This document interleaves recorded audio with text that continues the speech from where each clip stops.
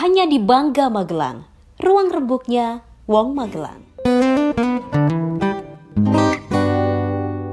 Bangga Magelang berikan solusi, ruang rembuknya Wong Magelang, merumuskan visi di Magelang TV. Hanya di Bangga Magelang, ruang rembuknya Wong Magelang. Bangga Magelang berikan solusi, ruang rembuknya Wong Magelang, merumuskan visi di Magelang TV. Hanya di Bangga Magelang, ruang rembuknya Wong Magelang. Salam jumpa pemirsa, bagaimana kabar Anda? Terhimpit, sulit, mencoba keluar dari kondisi pailit dan juga menghindari rasa takut dan juga rasa pahit. Berputar kemudian bangkit untuk meneruskan kehidupan. Pemirsa, tentu saya dan juga Anda, kita pernah mengalami masa sulit. Dan banyak juga di luar sana yang sudah mulai bangkit, tetapi ada juga di ujung sana yang mencoba untuk menghindari masa sulit. Pemirsa, di studio Magelang TV, kali ini saya bersama Bapak Eko Kurnianto, Direktur Kepatuhan BPR DRS atau Dana Rakyat Sentosa. Saya Putri Rahmadani. Untuk bangkit, nyalakan spirit, taklukkan masa sulit. Inilah Bangga Magelang, ruang rembuknya Wong Magelang. Bangga Magelang berikan solusi, ruang rembuknya Wong Magelang, merumuskan visi di Magelang TV.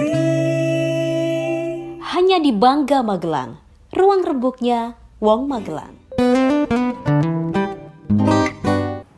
Baik pemirsa, seperti biasa saya senang sekali menginformasikan kepada Anda satu lukisan indah karya dari maestro Indonesia dan tepatnya berada di Borobudur Magelang, yaitu Mas Isting Medi dengan karya indahnya lukisan berbahan empon-empon. Jika Anda tertarik, Anda bisa menghubungi kami atau langsung datang ke studio Art Isting Medi. Senang sekali hari ini saya bersama sosok yang dinanti-nanti. Kita mau ngobrol-ngobrol bersama Pak Anto panggilannya. Sehat Pak Anto? Alhamdulillah sehat Mbak Putri. Gimana kesibukannya hari-hari ini? Hari ini dengan beberapa hari yang lalu itu kita memang cukup disibukkan, artinya banyak hal yang harus kita persiapkan karena kita harus siap bertransformasi. Benar, artinya menyikapi adanya pandemi ini, kita juga harus tetap istilahnya nggak cuma survive, kita harus tetap tumbuh ya. Betul.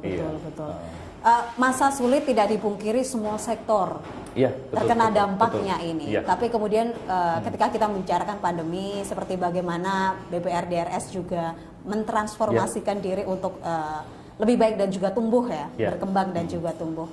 Bagaimana reaksi ketika pandemi, di awal mula pandemi? Seperti apa reaksi dan juga respon DRS? Saya sedikit cerita mungkin kali ya. Dulu waktu awal pandemi itu kurang lebih di bulan Februari ke bulan Maret ya itu ya. Benar. Iya, kebetulan waktu itu saya bersama anggota Perbarindo seluruh Kedu, itu kita ada muskom di Singapura itu waktu itu. Kita belum berprediksi waktu itu, belum memproyeksi, apalagi cuma berangan-angan enggak ya. Cuman di sana itu sudah mulai. Betul, karena untuk di wilayah ASEAN sendiri, Singapura, Thailand itu awal lebih terdampak daripada Indonesia. Betul, ya. Nah, waktu itu Presiden Jokowi mengumumkan ada 2. Betul, di awal Maret yang case positif. Berkembang ke sini, pada posisi bulan Februari Maret ini, ternyata ada kenaikan. Betul. Nah, kondisinya disikapi dengan cukup masif Indonesia. Akhirnya di bulan Maret itu mulai ada kondisi lockdown ya, beberapa di lockdown dalam tanda kutip, tapi karantina wilayah secara mandiri. Nah, ini mulai dari pihak perbankan. Bulan Maret itu timbul peraturan atau istilahnya feedback atau strategi dari strategi OJK untuk menyikapi Itu waktu itu timbul POJK nomor 11. Baik. Itu menyikapi bagaimana sektor industri perbankan untuk menyikapi adanya pandemi. Karena kan efeknya multiple nih. Betul. Tidak cuma satu efek aja, tapi dia berantai. Bisa gitu kan. berdampak efek domino ya, Domino, itu bisa betul. menggeret semua Dan lapisan. saya kira hampir mayoritas usaha baik itu UKM maupun korporasi Betul. itu kena. Baik besar maupun kecil Baik besar maupun semuanya kecil. terdampak. Iya. Cuman satu yang mungkin di sini mungkin masih bisa ada potensial untuk bisa menjadi apa namanya stabil ya, cenderung stabil itu sektor pangan. Betul. Nah ini yang mungkin tidak terlalu terdampak tergerus, reduksinya nggak terlalu dalam. Betul. Iya. Nah akhirnya kita menyikapi ini dengan kita cepet-cepet nih. Di bulan Maret itu kita cepat-cepat untuk menyikapi adanya kondisi ini dan kita memprediksi ini kan masih dinamikanya masih sangat dinamis ya. Kita Iya, nggak tahu betul. vaksin itu nanti seperti apa, kondisi masyarakat seperti apa, perekonomian seperti apa. Benar sekali. Itu. Banyak orang bertanya-tanya sampai kapan mau Sampai begini? kapan? Betul, sampai kapan. Nah akhirnya waktu itu kita menyikapi dengan adanya program relaksasi dari pemerintah, adanya program restrukturisasi kredit dari pemerintah. Nah ini kita sikapi karena waktu itu juga masih banyak desa, kecamatan yang melakukan karantina wilayah. Nah akhirnya kita mau nggak mau kita menyikapi ini dengan adanya perilaku masyarakat yang berbeda, kita berani untuk bertransformasi. Nah menggunakan apa? Karena sekarang eranya digital. Betul. Ya mau nggak mau kita harus Memanfaatkan ya. mau bertransformasi. Betul, Nah ini betul. yang apa? Memang tidak mudah, Betul, tapi kita betul. harus. Nah kita menggunakan restrukturisasi, menggunakan penyampaian kepada nasabah, kita menggunakan media digital. Seperti apa pemanfaatan media digital dalam bertransformasi itu, Oke. Mas Anton? Jadi ketika kita bicara kredit ya, khususnya kalau bank itu kan bisnisnya adalah fungsi intermediasi. Baik. Jadi mengumpulkan dana masyarakat dalam bentuk tabungan maupun deposito untuk bisa disalurkan kepada kredit masyarakat. Nah, kita untuk nol tatap muka mungkin dulu agak susah. Benar. Tapi sekarang mau nggak mau kita harus melakukan seperti Harus ini. beradaptasi dengan kondisi. Nah akhirnya kita menggunakan e-form dari salah satu platform. Kita gunakan untuk kita lakukan baik itu analisa maupun dari persetujuan, pengajuan dan hal-hal yang proses kredit ya. Proses kredit itu kita menggunakan elektronik secara digital. Nah pada posisi bulan April, Mei ini memang bulan yang sulit bagi kita. Kalau kita bisa bicara ya, posisi seberat apa waktu itu, Pak Anton? tergerusnya Ya. cukup dalam ya. Total portofolio kita, portofolio kredit kita ada total 71 miliar. Nah, kita tergerus hampir 20% dari total tersebut untuk melakukan restrukturisasi. Karena memang UKM sangat terpengaruh, nggak mungkin nggak nih ya, Betul. sangat terpengaruh. Dan tidak Akhirnya bisa kita memaksa restrukturisasi. keadaan juga ya. Betul. Nah akhirnya kita beberapa skema di situ kan ada skema yang diatur oleh POJK tersebut, ada skema relaksasi perpanjangan, ada relaksasi tunda bayar pokok dan ada mungkin di situ ada pengalihan dari angsuran pokok bunga menjadi angsuran bunga.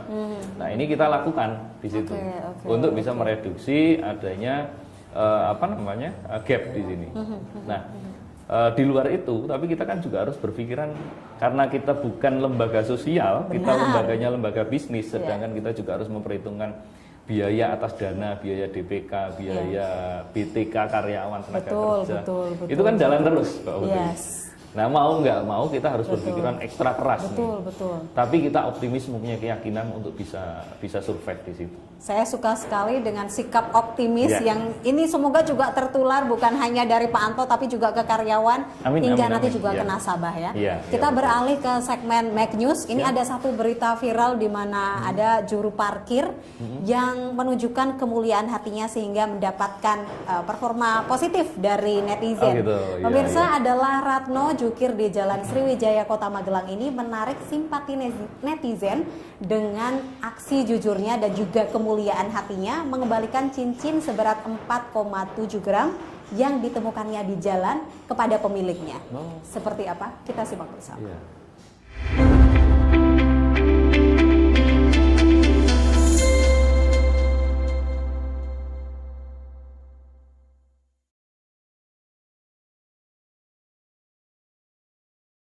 Di tengah pandemi, Dihimpit kondisi perekonomian yang serba sulit, hidup serba pas-pasan bahkan sesekali kekurangan, seorang tukang parkir di Magelang malah menunjukkan kemuliaan hatinya.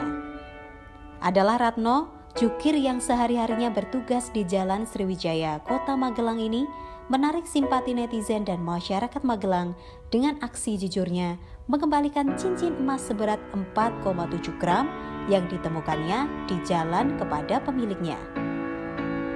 Pria warga desa Nambangan RT 2 Kota Magelang ini menuturkan kronologis penemuan emas yang setara dengan uang senilai Rp4.500.000 tersebut. Saat Ratno hendak mengambil penutup jok kendaraan yang sedang parkir, tanpa disadari menemukan cincin emas yang tergeletak di lantai. Ratno lantas mengambil dan menyimpannya serta berinisiatif mempostingnya di halaman Facebook miliknya. Postingan Ratno akhirnya mendapatkan respon dari pemilik cincin tersebut dan akhirnya jukir berhati emas ini menyerahkan cincin temuannya ke pemiliknya. Pertama kali saya kan lagi mencari tutup parkir itu, tapi tahu-tahu saya kan di situ kok ada cincin. Nanti kan saya deg-degan, saya ngambil tutupnya sama cincinnya saya ambil, cincinnya saya masuk ke kantong. Terus saya kan tetap kerja. Ya selang 1 hari ada yang mencari. Pertama kali saya bilang enggak, ada yang nanya, "Pak, enggak nemuin cincin?" Saya bilang enggak. Saya kan karena saya belum yakin bahwa itu apa yang punya apa enggak. Setelah saya lihat orangnya, dia kok itu angkat-angkat kardus, saya baru yakin. Setelah itu saya panggil aja di depan hotel, terus saya kasih barang itu, cincin itu. Terus orangnya menunjukkan surat bahwa itu memang benar-benar miliknya dia. Saya untuk berniat untuk mengembalikan itu karena apa? Itu barangnya tentunya mahal sekali. Hati saya gak enak, Mas. Terus terang, saya gak enak hati saya. Memang saya berniat untuk mengembalikan. Kalau nggak ketemu orangnya, saya mau posting di HP anak saya itu terus terang. Dengan satu catatan, yang punya harus membawa identitas atau surat dari cincin itu. Sifat jujur Ratno ini tentu bukan tiba-tiba. Rekan sesama profesi jukir mengungkapkan keseharian Ratno dan pandangan hidup serta kejujuran dia selama menjadi jukir. Kepribadian Bapak Suratno itu ya memang jujur, ramah, ya baik hati lah gitu. Aksi mulia Ratno ini juga menarik simpati Dinas Perhubungan Kota Magelang. Perwakilan Dinas Perhubungan terjun ke lapangan menemui Ratno dan memberikan bantuan sebagai bentuk apresiasinya. Ya, kami dari Dinas Perhubungan Kota Magelang, saya Nur Singgih, Kepala Bidang Lalu Lintas dan Perparkiran didampingi Bapak Nugroho selaku Kepala Seksi Pengendalian Operasional dan Perparkiran menyampaikan bahwa benar kami telah memberikan apresiasi kepada Saudara Suratno selaku petugas parkir yang bertugas di Jalan Sriwijaya, tepatnya di antara Sotong Laras Roso dan depan Rumah Makan Olive. Kami dari Dinas Perhubungan memberikan apresiasi dan yang sebesar-besarnya kepada beliau atas sikap yang jujur dari beliau. Selama 2 hari telah menemukan cincin emas seberat kurang lebih 4,8 gram dan disimpan baik-baik oleh beliau dengan niatan tulus untuk diberikan apabila di beberapa hari ini ada yang mencari, dan kebetulan ada yang mencari dan oleh beliau secara ikhlas diberikan kepada yang bersangkutan. Kami telah menyampaikan ucapan terima kasih dan juga apresiasi, dan beliau menyampaikan bukan itu yang diharapkan, namun karena memang ada rasa kejujuran dan tanggung jawab sebagai sesama insan bahwa itu bukan miliknya dan bukan haknya dan akan diberikan kepada yang mempunyai yang bersangkutan. Perlu apresiasi setinggi-tingginya karena di saat zaman seperti ini, di zaman ekonomi cukup sulit, namun beliau mempunyai jiwa yang patut kita teladani dan kita contoh agar dalam melaksanakan tugas kita tetap menjunjung tinggi sikap jujur dan sikap integritas, baik dalam kondisi ada yang melihat maupun tidak, tetap dapat memberikan pelayanan yang baik kepada masyarakat dan sebagai wujud sikap disiplin, sikap jujur dan integritas kepada siapa saja. Demikian yang dapat kami sampaikan. Tentu kita semua berharap aksi Jujur Ratno ini dapat diteladani oleh masyarakat dan menginspirasi kita semua untuk terus mengedepankan kejujuran di seluruh sektor berkehidupan. Tim Liputan Magelang TV. Ya pemirsa, itu tadi Mac News Magelang News Magazine. Kita saksikan bersama bagaimana kemuliaan hati seorang juru parkir. Meski di tengah pandemi, di masa yang sulit, tetapi tetap bersifat jujur. Luar biasa ya. Ya, itu menjadi salah satu contoh juga ya, yang bisa kita teladani juga bagaimana kita betul, tetap berpikir positif dan positif, juga ya. Jujur. Ya. Itu sulit sekali ya. Susah. Mungkin di situasi seperti ini. Zaman sekarang dan di situasi pandemi. Di situasi ya. kondisi seperti ini. Oke, masih di topik kita harus tetap bangkit meski di Iya. masa yang sulit untuk menaklukkan masa sulit ini. Tadi kita sempat berbincang bagaimana strategi kiat-kiat atau strategi khusus yang dilakukan DPR, DRS di masa atau di fase-fase awal COVID hingga saat ini. Bisa Iya. dilanjutkan lagi, Iya, Pak Anton. Menarik sekali ya, artinya ini kita bicaranya adalah posisi tidak cuma survival, tapi Betul. juga harus kita bicaranya adalah bagaimana kita mencukupi kebutuhan kita, Yes. baik itu secara korporasi maupun secara pribadi. Nah, tadi yang saya utarakan di awal, kita kan bicaranya adalah bagaimana sektor-sektor yang mungkin masih bisa menjadi celah, atau mungkin sektor-sektor yang masih mungkin bisa kita ambil tuh posisinya. Betul, Karena kita betul. akan sektor usaha, pasti kita akan mencari posisi potensi mana yang masih bisa.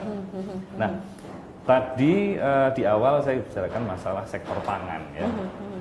Kita mempunyai jaringan kantor itu di kabupaten itu cukup menyebar, Pak. Luas ya. Iya. Di Gerabak kita ada, di Oke. dekat pasar ya itu, terus di Talun, pasar Talun itu Oke. juga kita ada. Terus jaringan lagi ada di pasar Tegarejo itu juga ada, di pasar Jambu, Salaman Temuran itu kita oke. juga ada. Terus di Salam Tempel Perbatasan itu juga Itu kita juga ada. ada. Jadi cukup Iya, menyeluruh ya. Cukup menyeluruh. Nah, kantor pusatnya kita ada di Oke. Metro Square, Iya. di pusat kotanya ya di Yes. kota. Nah, ini yang kita gunakan, Mbak. Ini yang kita gunakan untuk mencapai bagaimana sih kita harus survive. Artinya sektor pangan ini kan tidak terkecuali dari pertanian. Ya. Nah, pertanian ini potensial market yang mungkin tidak mungkin terdampak ya pasti ya, karena daya beli masyarakat pasti akan ada sedikit penurunan. Iya. Tapi yang namanya pertanian, sektor pertanian itu hasilnya adalah pangan. Iya. Nah, ketika kita bicara pangan itu nggak bisa di stop. Benar, Di-pause itu nggak selalu bisa. dibutuhkan ya. Nah, itu dibutuhkan. Betul. Makanya kita ke teman-teman tim kita, tim bisnis kita, sektor mana yang bisa kita ambil ya? Salah satunya adalah sektor pertanian. Iya, iya. Itu yang mungkin salah satu strategi bagaimana kita mengoptimalkan. Nah, yang kedua kita optimalkan karena kita kan di sini ada sektor pendapatan, profit, ada sektor beban. Beban di Ya. sini adalah kita bicaranya ada beban DPK, Oke. dana pihak ketiga.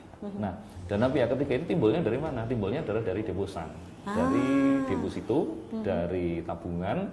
Nah, inilah yang kita coba gali. Artinya apa? Banyak pengusaha, banyak pelaku-pelaku industri apapun itu, industri usaha ataupun UKM atau apapun itu, yang dalam tanda kutip bertahan. Artinya apa? Di situ banyak pengusaha yang sudah mulai kehabisan stok atau perputaran betul.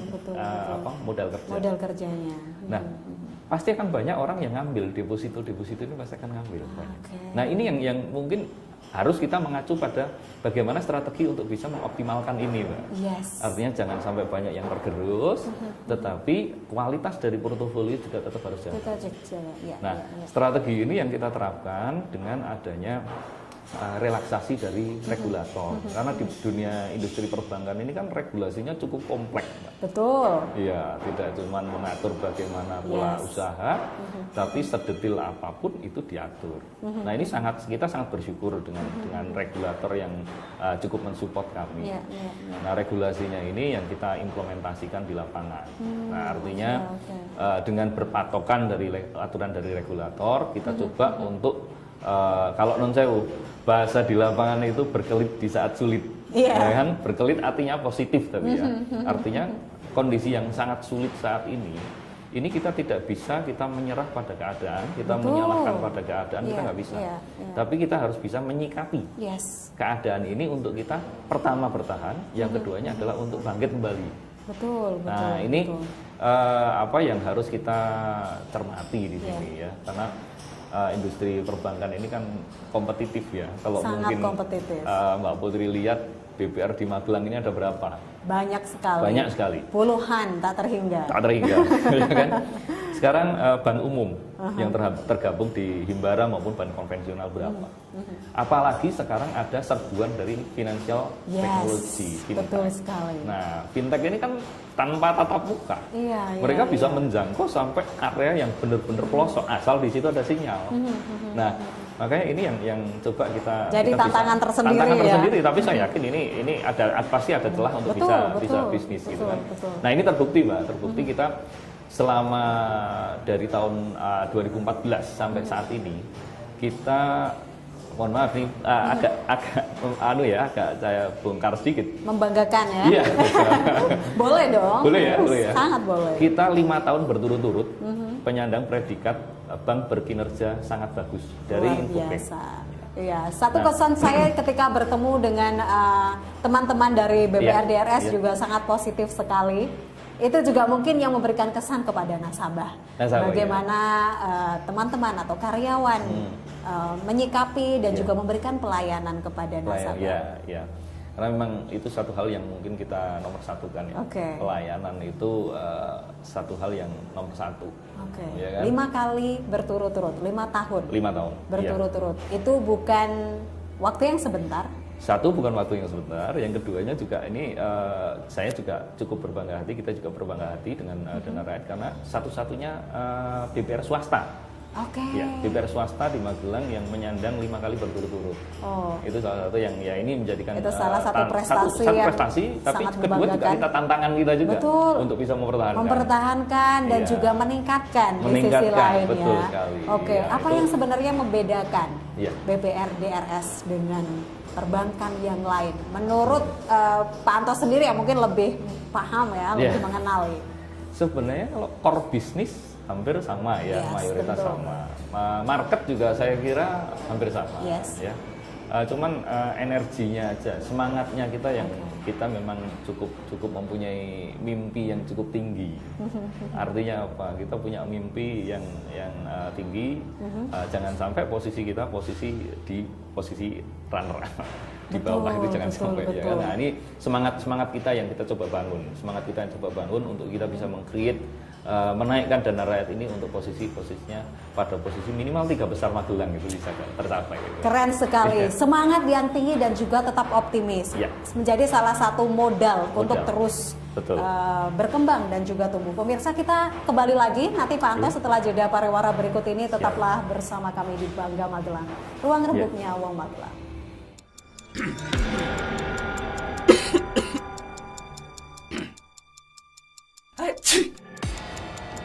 Saat batuk dan flu mengganggu, segera minum Dekolsin.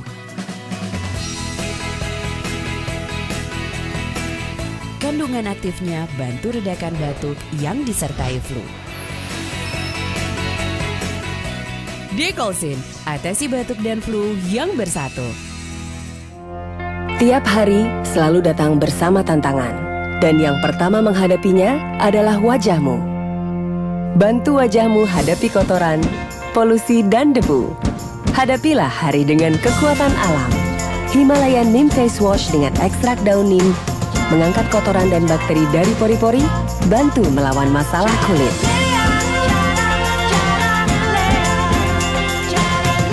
Go with nature. JPM Stream, sebuah aplikasi Play Store yang memudahkan kamu untuk menyaksikan program terbaik dari 30 TV jaringan Jawa Pos TV. Jawa Pos TV, JTV, Padang TV, Simpang 5 TV, Kawanwa TV, Nirwana TV, BTV, Pon TV, Magelang TV. Get your JPM Stream apps now. Ya pemirsa, Anda masih bersama kami dan juga Pak Anto. Kita masih mencoba untuk terus bangkit dan juga menaklukkan masa-masa sulit ini. Masa sulit tentu iya. Pandemi tidak bisa dipungkiri, tapi ada fase baru di mana pemerintah mulai menyebutnya dengan tatanan normal baru. New normal ya. New normal. Tadi kita sempat berbincang bagaimana BPRDRS beradaptasi dengan situasi dan juga melakukan transformasinya gitu. Lalu ada program khusus atau strategi khususkah di masa era new normal ini? Pak Tato silakan. Kalau strategi khusus pasti ya, karena ini juga pandemi ini kan tragedi khusus ya. Mungkin selama saya umur saya 43 ya. Saya belum pernah merasakan yang seperti ini. Berarti kan ada strategi yang khusus memang. Bahkan Indonesia ini merupakan pengalaman pertama menghadapi pandemi. Jadi semua sektor tentu saja belum memiliki pengalaman. Kita semua berada di fase yang sama. Belum memiliki ilmu yang cukup untuk menghadapi ini. Benar, ya. Nah, itu kan apa ya? Kepastiannya itu ya ketidakpastian itu kan, karena sekarang kita juga nggak tahu 1 bulan ke depan, 2 bulan ke depan seperti apa juga belum tahu. Saat ini kita coba untuk menyikapi yang ada posisi saat ini. Nah saat ini ada beberapa nasabah yang mungkin ada kesulitan, ya otomatis kita coba seperti apa sih kesulitannya, apakah tereduksi sampai secara kapasitas usaha ya. Kapasitas usaha itu kan mungkin bisa dia tereduksi cuma 25% dari efek pandemi, ada yang 50% atau mungkin bahkan sampai lebih. Sektor pariwisata ini kan sektor yang terdampak sangat luar biasa. Nah, ini kita menyikapinya adalah dengan adanya restrukturisasi kredit ya untuk sektor yang dia nasabah kredit kita. Nah, dengan restrukturisasi ini harapannya akan ada pertumbuhan yang mungkin saat waktu kemarin pada fase pertama ya, fase pertama itu kan memang sangat curam ya, itu lain curam ya. Kalau sekarang saya kira mungkin sudah mulai ada sedikit kenaikan, walaupun itu belum 100% kembali normal, tetapi minimal itu sudah ada pertumbuhan. Contoh mungkin di pasar yang dulunya kemarin masih lockdown, tidak ada transaksi di situ sudah mulai. Sekarang di sektor-sektor dengan mengikuti protokol kesehatan. Protokol kesehatan tentunya ya.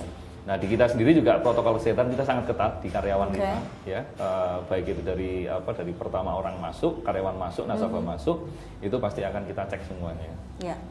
Kembali lagi ya yang tadi ya. Jadi ketika kita bicara ada kenaikan, ini kan juga kita lihat mungkin di seputaran Magelang, mungkin pariwisata juga saya lihat, mungkin Mbak Putri juga sempat lihat ya, beberapa tempat objek wisata sudah mulai menggeliat. Betul. Nah, ini meski ada batasan tersendiri ya, tetapi sudah mulai ada geliat. Nah, dari sini kita lihat berarti apa? Dari pendapatan maupun perputaran usaha mereka ini sudah mulai ada. Walaupun mungkin saya yakin ini belum 100% ya. Cuman mereka sudah ada mulai bergeliat lagi. Betul. Nah, ini nanti kita akan lihat sampai sejauh mana, karena kebijakan relaksasi dari regulator itu kan nanti sampai 31 Maret 2021. Nah, ini yang apa istilahnya, mungkin nanti kita akan melihat monitoring berkelanjutan dari bulan ke bulan sampai nanti posisi sudah normal ya. Harapan kita, mungkin kita semua nih, secepatnya bisa vaksin ini bisa ditemukan, bisa dipakai. Ketika itu sudah ditemukan, dipakai, saya yakin ini sudah mulai bisa menjadi bottom untuk naik lagi, itu sudah mulai ada. Selalu ada harapan di semua. Harapan pasti akan ada. Terakhir, Pak Anto, apa yang ingin disampaikan sebagai penutup perjumpaan kita pada hari ini? Oke, Silakan. ya terima kasih sekali Mbak Putri, terima kasih sekali.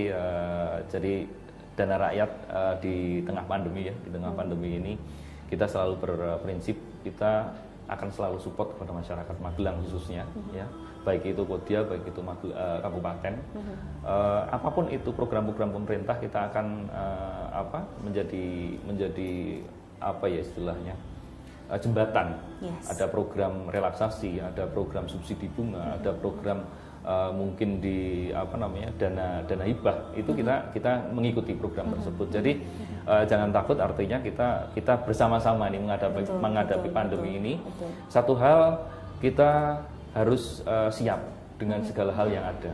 Yang kedua kita harus bisa melihat market kita seperti apa bagi UMKM ya. Market kita seperti apa, perilaku pasar kita seperti apa. Yeah. Untuk selanjutnya adalah kita siap untuk bertransformasi. Yes. Dari perilaku yang berubah, ini kita siap untuk bertransformasi. Okay. Nah, yang selanjutnya adalah optimis. Yang terakhir adalah kita harus percaya bahwa di atas akan memberikan jalan. Betul. Itu Selalu aja ada ya. jalan. Selalu ada jalan. Pasti. Terima kasih banyak Ya. Pak Anto. Ya. Oke. Sudah menemani saya ngobrol dan juga ini memberikan Sama-sama, motivasi Mbak Putri. tersendiri. Iya. Bukan hanya kepada saya ya ketika kita ngobrol, Iya. tapi semoga juga kepada pemirsa. Nanti kita Terima jumpa kasih. lagi ya. Terima Anto. kasih sekali Mbak Putri. Ya. Baik pemirsa, itu tadi meski di masa sulit, meski kita harus menghadapi pahit, tetapi hindari rasa takut dan juga rasa pahit. Selalu ada harapan, bersikap optimis karena sejatinya orang hanya dilahirkan untuk sukses saja. Saya Putri Rahmadani, sampai jumpa.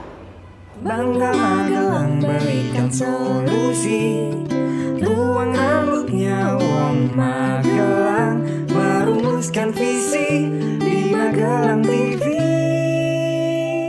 Hanya di Bangga Magelang, ruang rembuknya Wong Magelang.